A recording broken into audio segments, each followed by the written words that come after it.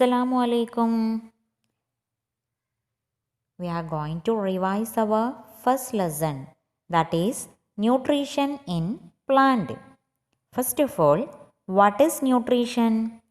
Nutrition is the mode of taking food by an organism and its utilization by the body.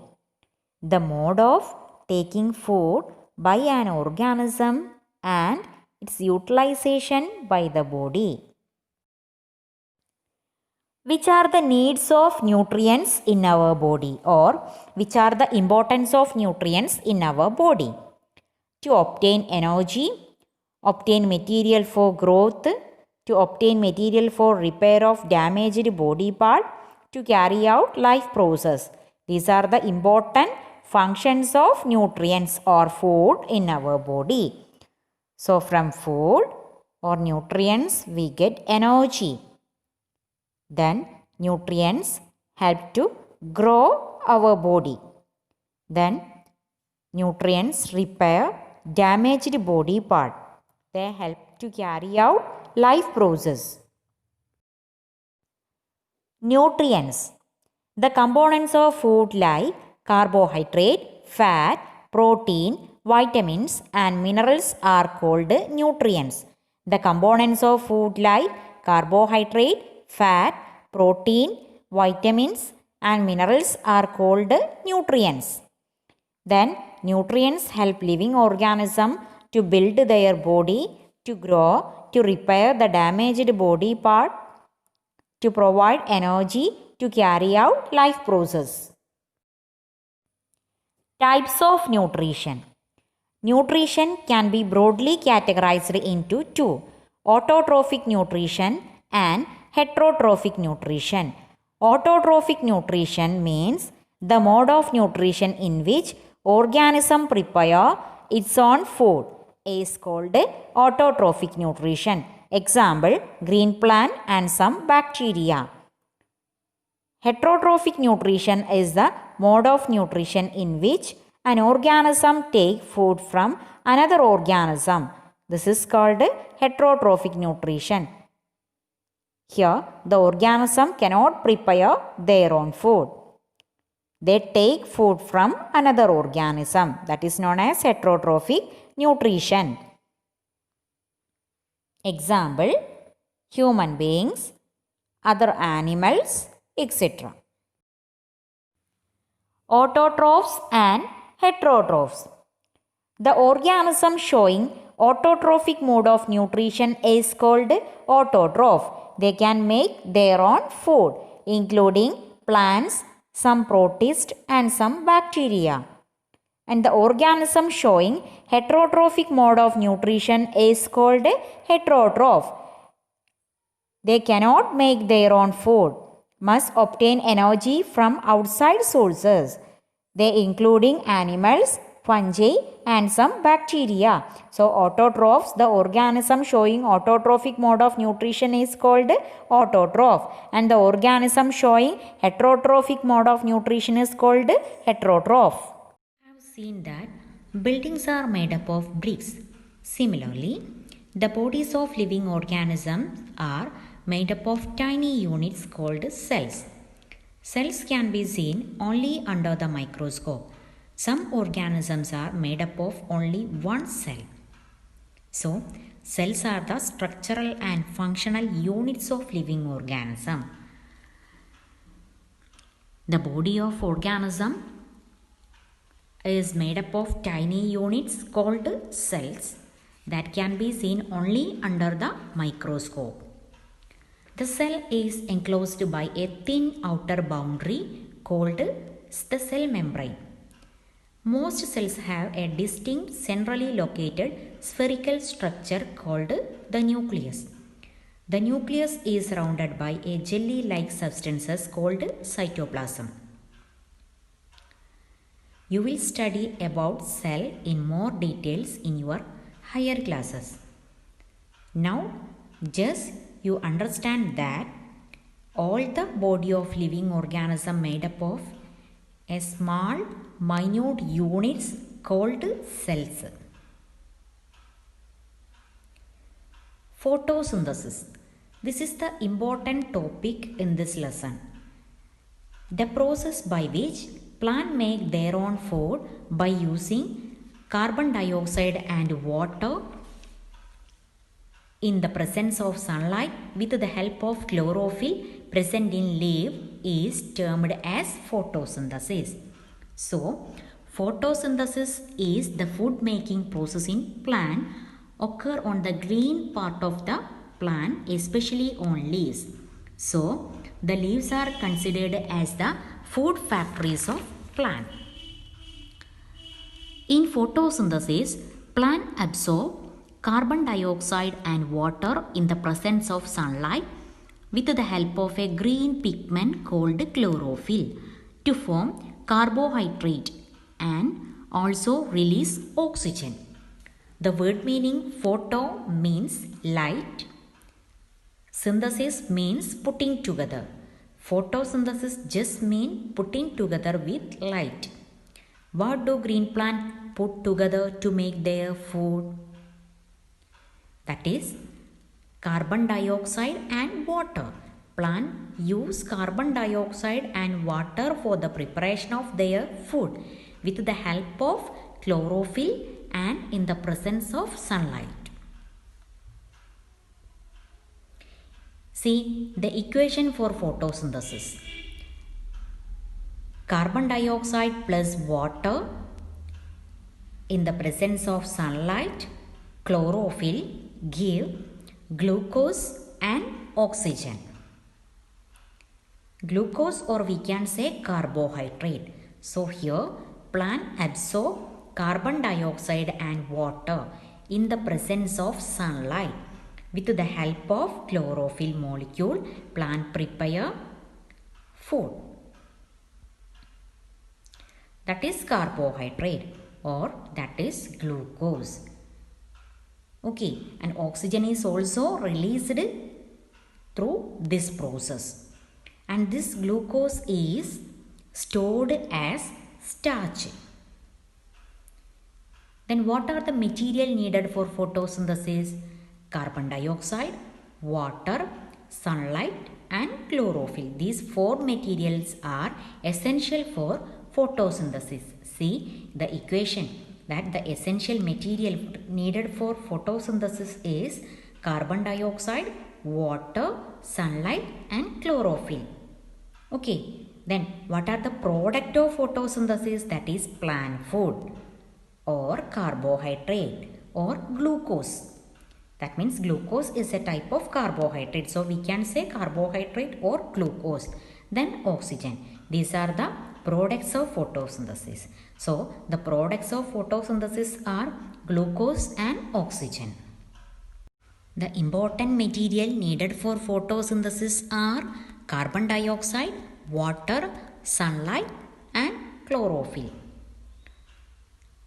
Plants absorb carbon dioxide from the atmosphere through tiny pores known as stomata present on the surface of the leaves and surrounded by God cell. So the first material that is needed for photosynthesis is carbon dioxide. How the plant get carbon dioxide?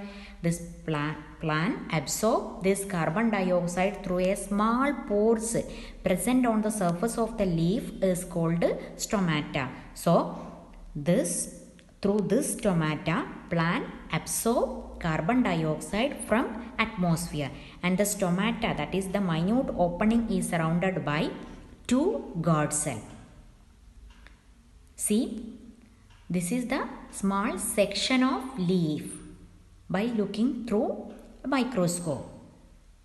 So we can see many cells present in that section of leaves.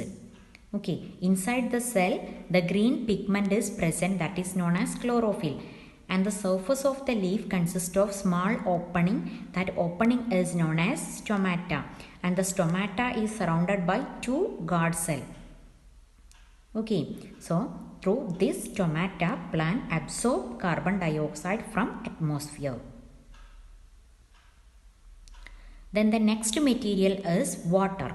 Plant absorb the water and minerals from the soil with the help of deep penetrated roots inside the soil and transport them to the leaves of the plant where the synthesis of food take place. So water is absorbed with the help of root, okay, and transported this water towards the leaf where the photosynthesis occur. Then sunlight. Sunlight is getting from sun. Sun is the ultimate source of light energy. Chlorophyll can absorb light energy for photosynthesis. Then the last material is chlorophyll, the green pigment present in leaves known as chlorophyll. Helps the leaves of plant to capture the sunlight that acts as a source of energy to carry out the process. That means the chlorophyll, that is the green pigment, can absorb sunlight from the sun. By using this sunlight, this chlorophyll prepare food. See, the chlorophyll is present on the cells of the leaves. What is cell? Cells are the small minute units. Okay. That means the body of living organisms are made up of small minute units that are known as cells. So the plant also consists of many cells. The leaf of plant also consists of many cells. And this cell consists of green pigment called chlorophyll. So chlorophyll is a green pigment that absorbs sunlight for photosynthesis.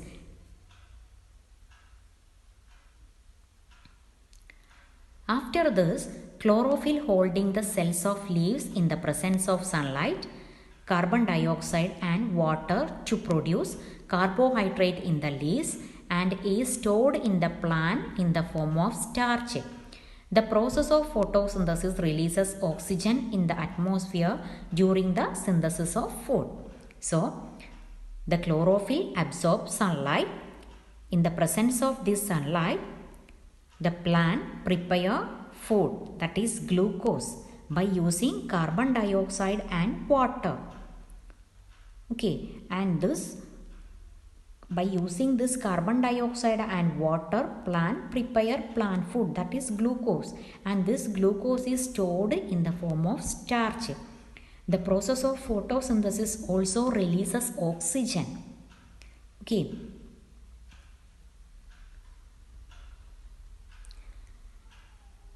Then photosynthesis in algae.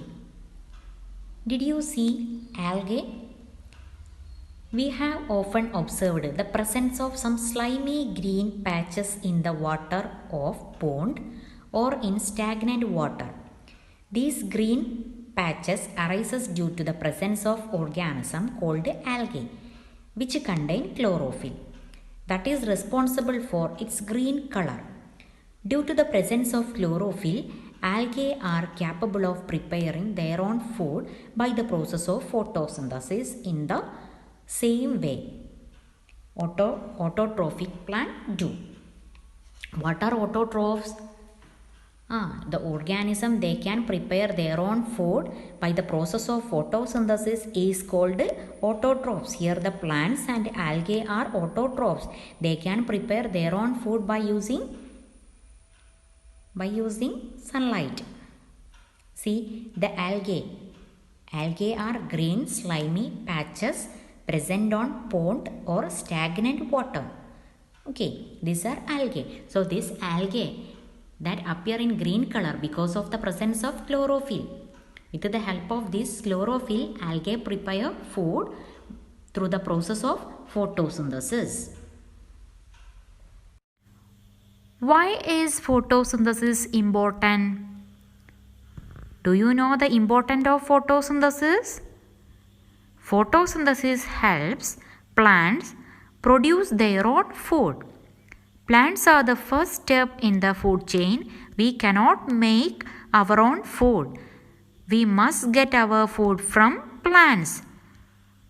The oxygen released during photosynthesis is necessary for all living things. These are the importance of photosynthesis. So, only plant can make their own food. all other organisms depending upon plants for their food directly or indirectly.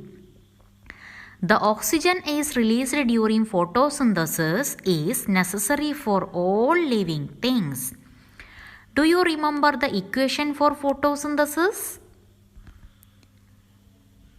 Carbon dioxide plus water in the presence of sunlight with the help of chlorophyll to form glucose and oxygen, and this glucose is converted into starch.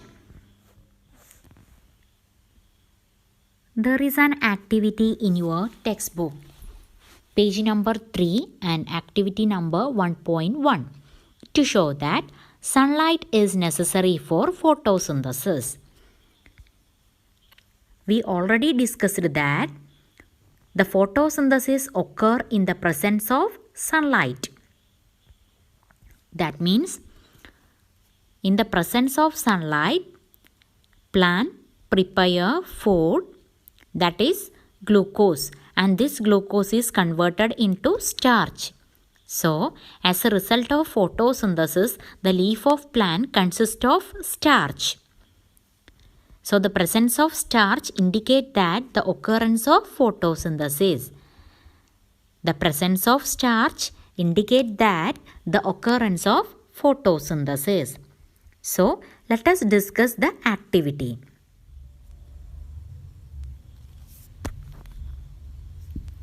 For this activity, take 2 potted plants of same kind, keep one in sunlight and other in a dark room for 2 to 3 days. Then take a leaf from both plants and test for starch. I think you already studied the test for starch in your 6th standard by using iodine solution. So, first we have to take 2 potted plants of same kind and keep one plant in sunlight and other plant in dark room for 2 to 3 days. Then take a leaf from both plants and test for starch. Put the leaves in a test tube, pour some spirit in it, and put the test tube in a beaker containing water. Boil the water till all the green color in leaves come out into the spirit. Then take the leaf and wash it in water. Put the leaves on a dish and pour some iodine solution over it.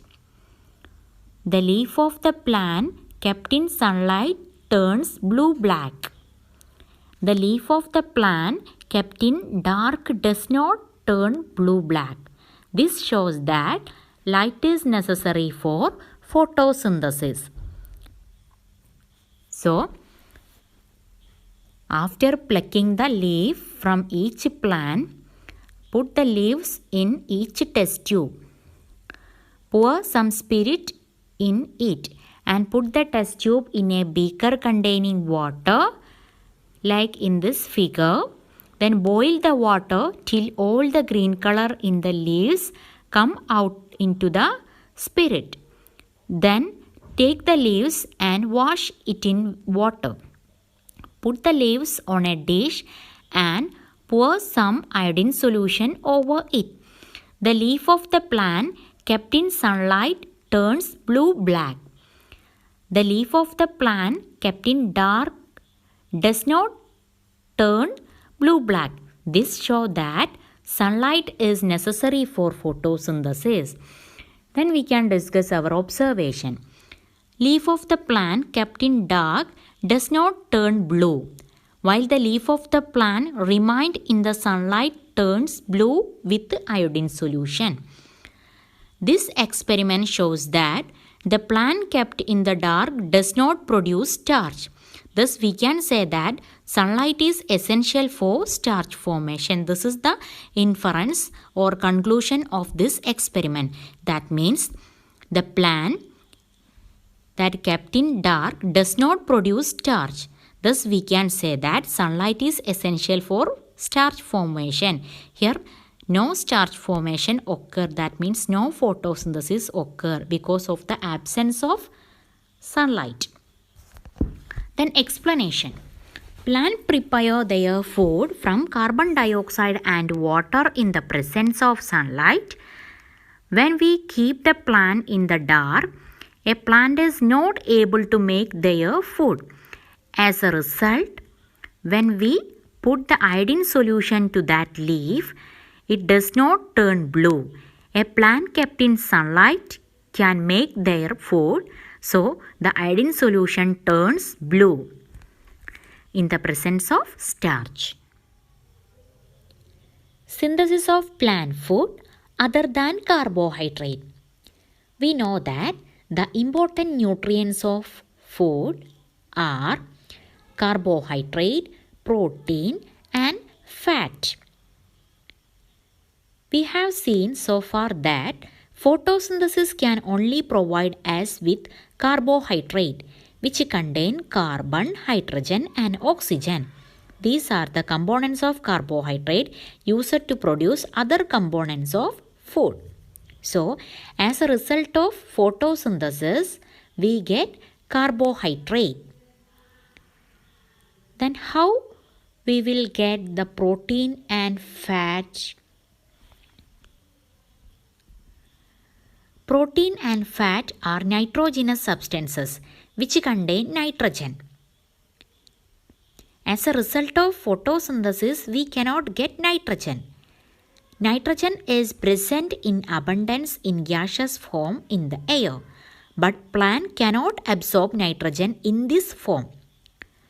Soil has certain bacteria that convert gaseous nitrogen into a usable form and release it into the soil. These soluble forms are absorbed by the plants along with water. So, as a result of photosynthesis, only carbohydrate is produced.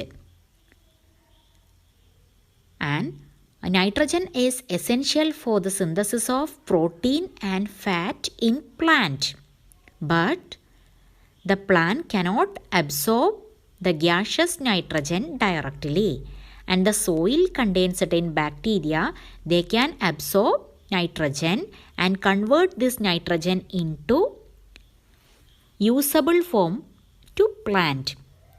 Then this nitrogen is absorbed by plant along with water and prepare protein and fat. The farmers are adding fertilizers to the soil. These fertilizers enrich the soil with additional nutrients like sodium, potassium, phosphorus, nitrogen. That is in turn absorbed by the plant and is used to synthesize other components of food such as protein and fat. So, as a result of photosynthesis, we only get carbohydrate. Synthesis of other plant food, that is protein and fat, occur with the help of nitrogen and other nutrients present in soil. The plant absorbs some nutrients from the fertilizers added by farmers. And some soil bacteria can convert nitrogen into usable form to the plant, and then plant use this nitrogen. By using these all additional nutrients, plant prepare protein and fat.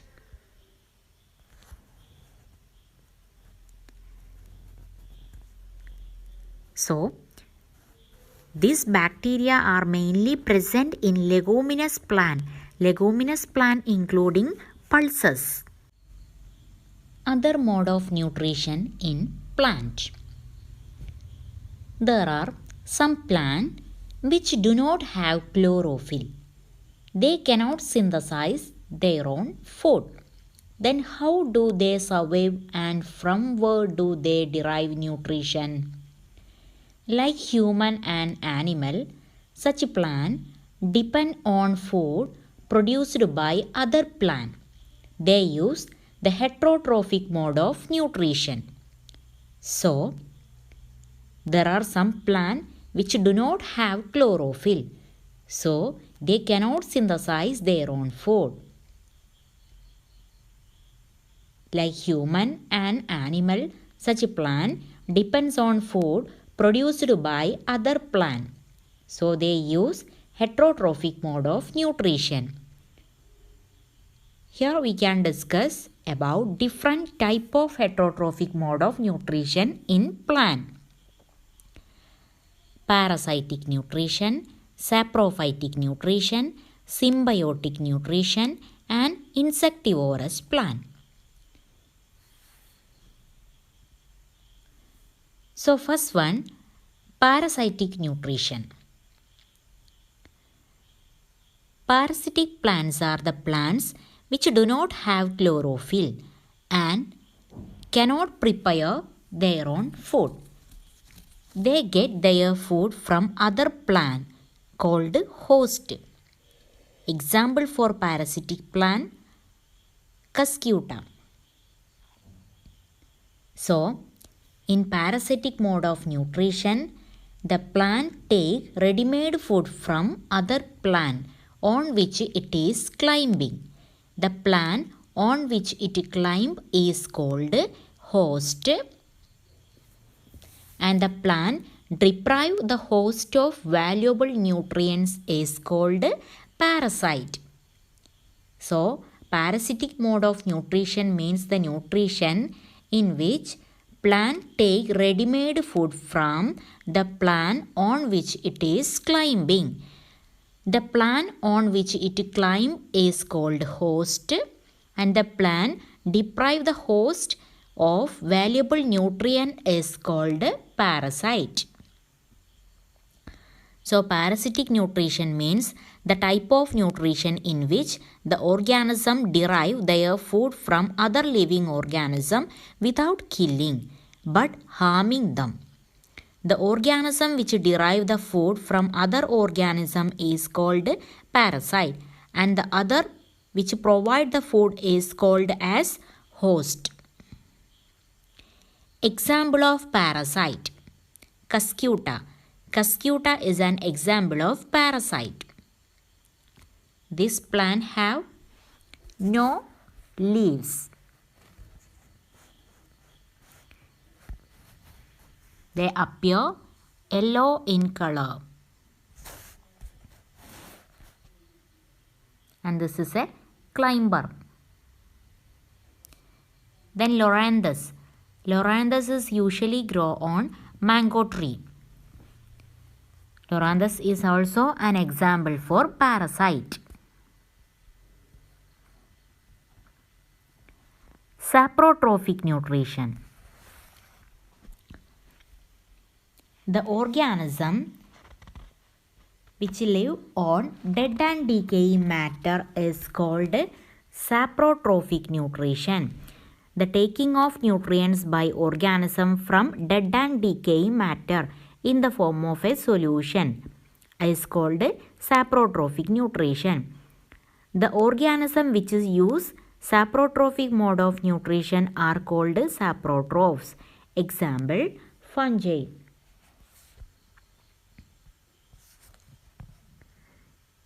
So, saprotrophs are non-green plant. Example, agaricus. Agaricus, that is mushroom. Then fungi, yeast and bacteria. Saprotroph get their food from dead and decaying organic matter. They grow on decaying organic matters such as cow dung, wood, bread, etc. Saprotrophs secrete digestive juice over the decaying matter and absorb nutrients from them. This is called saprotrophic mode of nutrition. Such plants are called saprotrophs. So, saprotrophs or saprophyte means the organism showing saprotrophic mode of nutrition is called saprotroph or saprophyte. Example, fungi including mushroom, rhizopus, yeast, and some bacteria also show saprotrophic nutrition. So the example of saprophyte are mushrooms. Mushrooms are example for fungus. Then yeast. Did you hear about yeast? The first two figures are the microscopic view of yeast. Other one, the last figure that we can use it in our batter for making breakfast. Dosha, idli, like that. Then another example for fungus is rhizopus. Rhizopus, otherwise known as bread mold, usually appear on bread. See the structure of rhizopus. This is the microscopic structure of rhizopus. The rhizopus, the body of rhizopus consists of many thread-like structure that is known as hypha. At the tip of the hyphae, a sac-like bulged portion is present that is known as sporangium, and the sporangium consists of number of spores. The sporangia become mature, it will break and spores released outside, and the fungal spores are present in everywhere. Usually the fungal spores are present in our atmosphere. It is too much small, so we cannot see with our naked eye. We can see only with the help of microscope. When this spore get a suitable growing surface, they germinated into new fungus. So the fungal spores are generally present in the air. When they land on wet and warm thing, they germinated and grow into new fungus.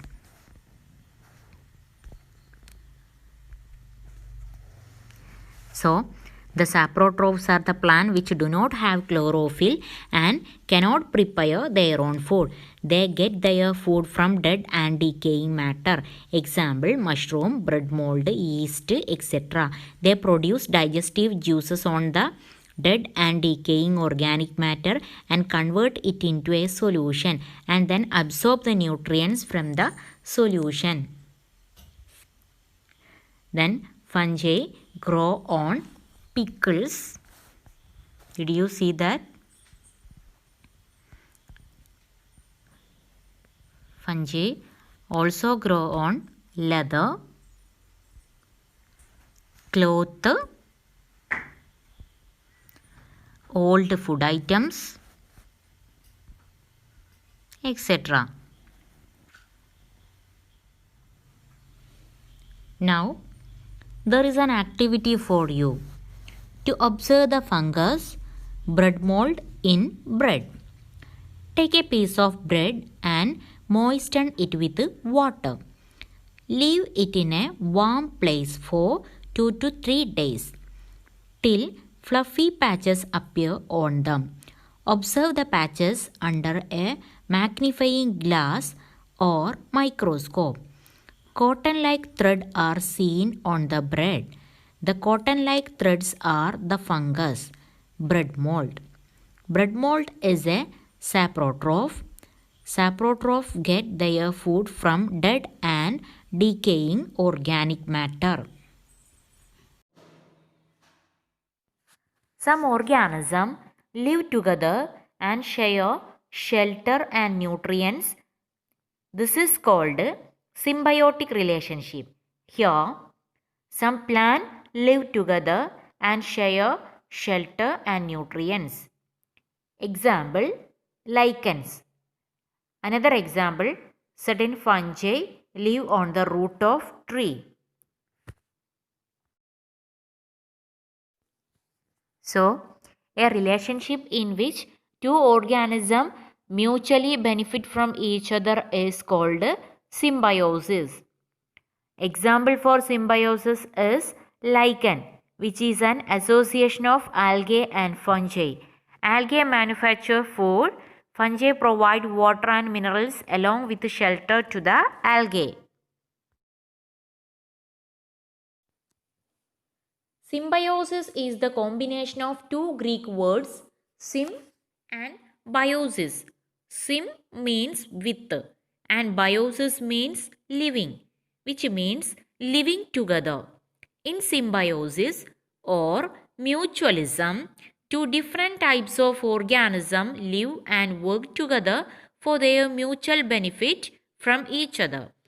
They share shelter and nutrients. Example, lichens. Lichens are the composite organisms composed of fungus and alga. Fungus is a saprophyte and alga is an autotroph. The fungus supplies water and minerals to the cells of the algae, while the algae supplies food prepared by photosynthesis.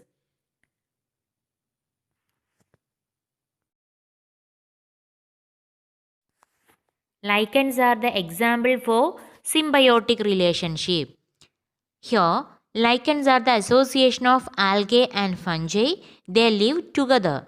Fungus provide shelter and water and minerals to the algae, and in return, the algae provide food which it prepares by photosynthesis. This type of nutrition is called symbiotic nutrition. Another example of symbiotic nutrition is certain fungi live on the roots of tree. Here, the tree provide nutrients and shelter to the fungus, and the fungus help the tree to absorb water and minerals from the soil. So, this is another example for symbiotic relationship. Certain fungi live on the roots of tree. The tree provide nutrients and shelter to the fungus, and the fungus help the tree to absorb water and minerals from the soil. Insectivorous plant. There are few plants which can trap insect and digest them. Such plants may be green or some other color. These plants are called insectivorous plant. So, there are few plants which can trap insect and digest them. Such plants may be green or some other color. These plants are called insectivorous plant. Example, pitcher plant, otherwise known as Nepenthes.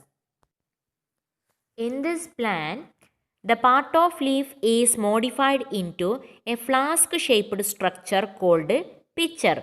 See this figure. This plant, the part of leaf is modified into a flask-shaped structure called pitcher. The pitcher consists of a lid which can open and close the mouth of the pitcher. A pitcher consists of lid which can open and close the mouth of the pitcher. Inside the pitcher there are hair which are directed downwards. When an insect lands in the pitcher, the lid closes and the trapped insect gets entangled into the hair. The insect is digested by the digestive juice secreted by the pitcher. So, pitcher plant is the example of an insectivorous plant. In pitcher plant, the leaf is modified to form a pitcher-like structure. The bright color of the pitcher make it very attractive to the insect. Inside the pitcher, there are several hair-like structures. These hairs direct downwards. When an insect sits on the pitcher of the plant, the lid closes and the insect gets trapped inside the pitcher. The insect is then digested by the enzymes secreted by the cells of the plant.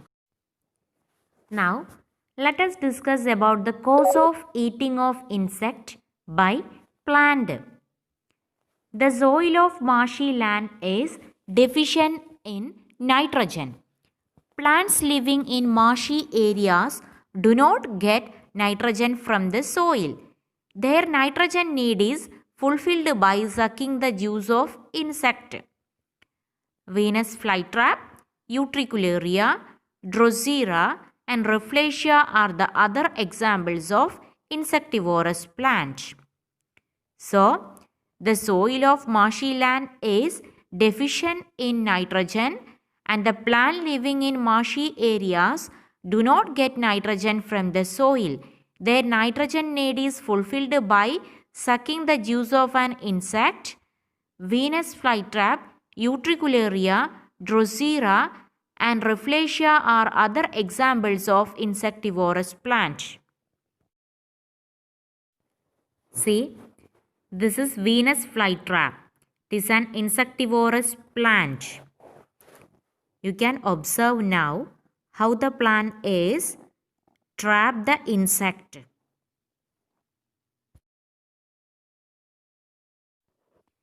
This is another insectivorous plant, that is Utricularia.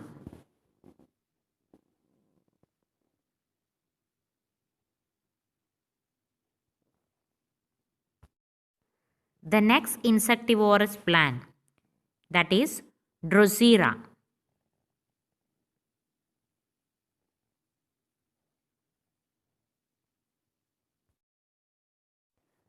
You know the largest flower in the world? That is Rafflesia. And Rafflesia is also an insectivorous plant. They can trap insect to fulfill their nitrogen requirements. So, the insectivorous plants are plants which feed on insect. Example, pitcher plant. The leaf of the pitcher plant is modified into a pitcher. The end of pitcher has a lid which can open and close. When the insect enters the pitcher, the lid closes. The insect is then digested by the digestive juices inside the pitcher. The last topic of this lesson is how nutrients are replenished in the soil. Plant absorb nutrients from the soil, so the nutrients in soil decreases. Farmers add manures and fertilizers to the soil to increase the nutrients in the soil.